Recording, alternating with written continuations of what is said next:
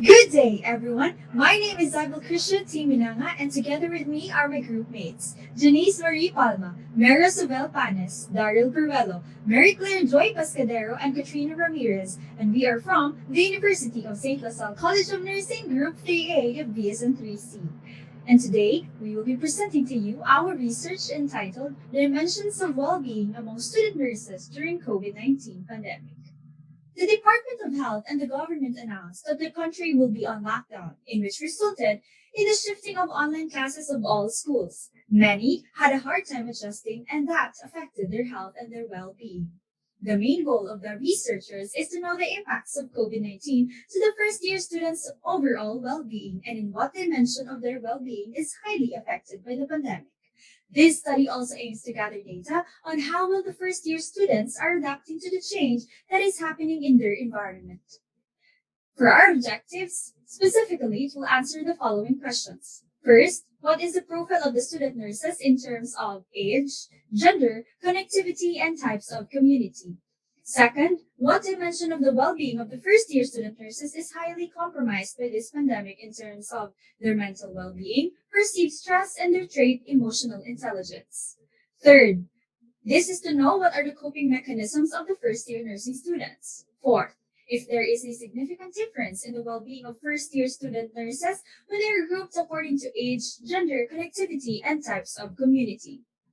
For our hypothesis statement, there is a significant difference in the mental and emotional well-being of the first-year nursing students when they are grouped according to age. No significance in perceived stress scale when they are grouped according to age.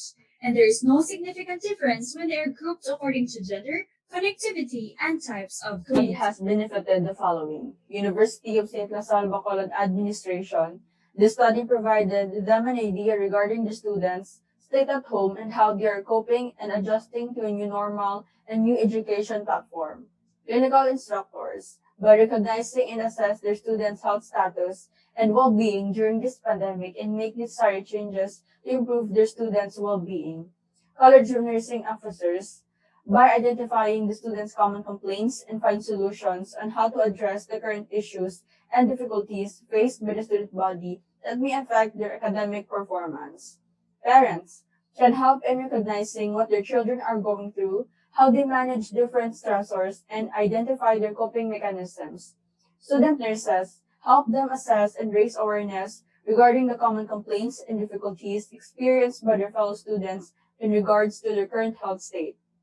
Future researchers by provided the necessary data on how the pandemic has affected the daily lives of student nurses learning at home. For the theoretical and conceptual framework, the theory used in the study was the Roy's adaptation model by Sister Calista Roy. The researchers conducted an investigation to the first year student nurses regarding their age, sex, connectivity status, and the type of community. These variables created an impact on their coping mechanism, which took a toll on their overall well-being. The model presented helped the student nurses fully understand how the first-year student nurses of USLS adapt to the environmental changes and the new mode of learning while maintaining the balance of their well-being and education. The researchers utilized a descriptive quantitative design. For the participants of the study, 170 level 1 student nurses out of 296 are chosen to be the participants. For the research instrument, one researcher made and three standardized questionnaires were utilized. Good and Skates criteria for validity was also used, following earlier Warwick Edinburgh mental well-being, perceived stress scale, trait emotional intelligence questionnaire, adults and short form, and coping mechanism of the participants. Validity score resulted in 3.1, which is considered as good or valid.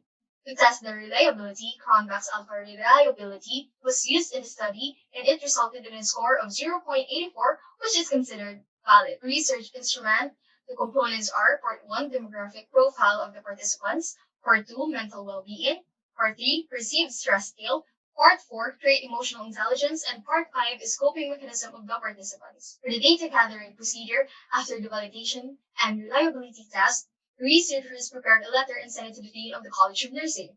Next, the researchers selected and contacted 170 students as the participants of the study, then explained the informed consent and to the participants and obtained their signature. The questionnaire forms are given via Google Forms, and the participants were given time to answer the questions, and researchers are present if they have any question. Data were collected and gathered for further analysis, interpretation, and will be presented in tabular forms. The statistical treatment first objective would be your demographic profile of the level 1 students, frequency and percentage are used. Second objective, well-being of the students, mean and percentage were derived from the gathered data. Third objective would be your coping mechanism, and again, frequency and percentage were used. Hypothesis of the study, independent sample t-test and one-way analysis of variance were used if the normality and constancy of variance assumption was satisfied. Lewin's test and Observius STD or sequel plots, priority tests were also utilized. If the conditions were not satisfied, the non-parametric test, Kruskal-Wallis, was used and the Mann-Whitney U test for multiple comparisons. Single consideration, the study will strictly follow the three ethical principles of beneficence, justice, and respect for persons. Core consent will be secured and given before conducting the study. The participants have the freedom to discontinue or withdraw from participating. The names on the form will be optional to uphold their rights to privacy and confidentiality. The gathered data will be stored in a protective drive and will be deleted after the study. And lastly, the researchers will make sure to maintain confidentiality. Table 1 discusses the frequency and distribution of the demographic profile of participants. So on gender, there were more female students than male students with a percentage of 71%. So on age, majority of the participants were already aged 19 years old with 66.5%. So on connectivity, most of the participants belong to category 2B with a percent of 51.20% and only a few belong to category 1 with 0.60%. So on types of community, so there were more participants living in urban communities with a percent of 67.60% and only a few live in rural and urban communities. So table 2 discusses the mean and percentage distribution of the mental well-being of the participants. So well-being scale is used to assess the well-being of the general population. The mean mental well-being score is 43.7. So for the table 3, it discusses the mean and percentage distribution of the perceived stress scale of the participants. So the perceived stress scale is an instrument used to measure the perception of stress. So the total mean score for the study is 8.9. Many participants felt difficulties were piling up that they cannot be overcome, and some felt that they are not able to control important things in their lives. For table 4, it discusses the mean and percentage distribution of emotional well-being of the participant, emotional intelligence of the participant. So the total score for the study is 25.49, which is slightly higher than average, which means that for table 5, it discusses the frequency distribution on coping mechanism of the participant. So most of the participants, in order to cope, they do their hobbies such as reading or watching shows with a percentage of 52.4%. So the results show that before we start discussing if there is a significant difference in the mental well-being, perceived stress scale, and emotional well-being of the participants when they are grouped according to age, gender, connectivity, and types of communities, we summarize and group the tables based on the same statistical treatment used and same variables. So first is age, which discusses the significant difference in the mental well-being, perceived stress scale, and emotional well-being of the participants when they are grouped according to age. So based on the result, there is a significant difference on the mental and emotional well-being of the participants when they are grouped according to age. However, there is no significant difference in their perceived stress scale. So for table 7, in their perceived stress scale.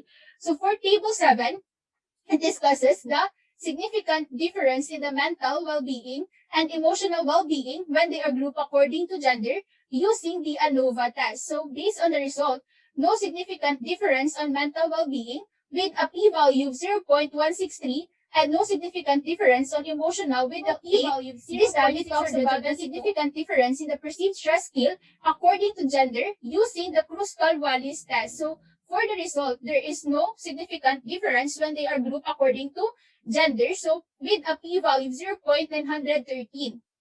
So for table 9, it discusses a significant difference in the mental well-being according to connectivity using the ANOVA test. So for the result, there is no significant difference in the mental well-being when they are grouped according to connectivity with a p-value of 0.297.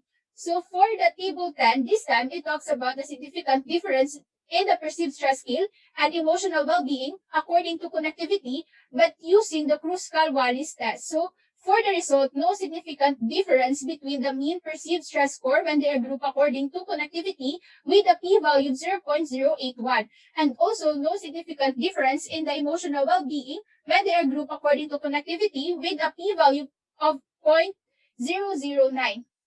So for table 11, it discusses the multiple comparisons using the Mann-Whitney U-test to see which groups differ from each other. So category 1 status have higher emotional well-being score than category 2B students and category 3 students.